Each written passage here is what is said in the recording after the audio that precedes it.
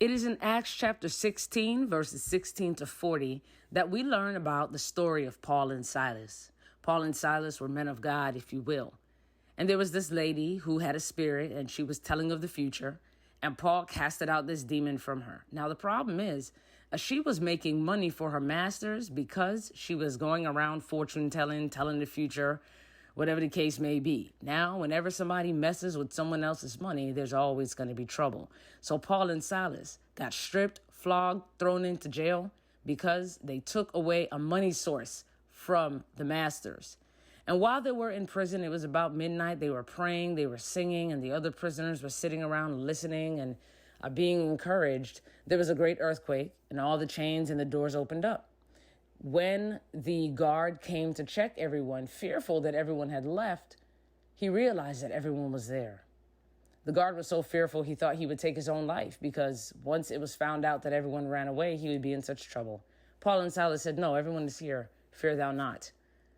From that experience, the jailer gave his life to God and became a man of God himself.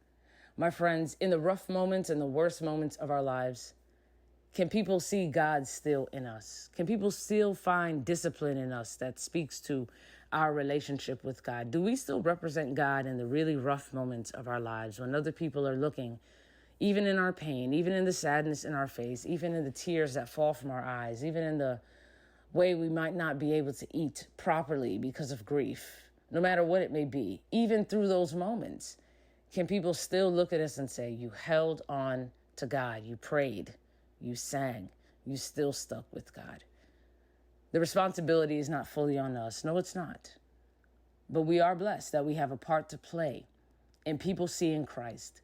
Christ can't just be seen in these glorious moments when promotions happen, when we fall in love and we have our sweetheart. It can't just be moments where we buy a house and get a car and everything's great.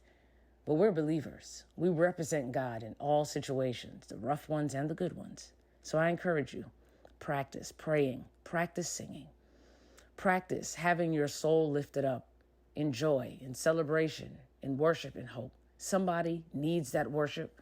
Somebody needs that hope. And by you, through the Spirit working in you, someone can be singing and praying in their rough moments as well.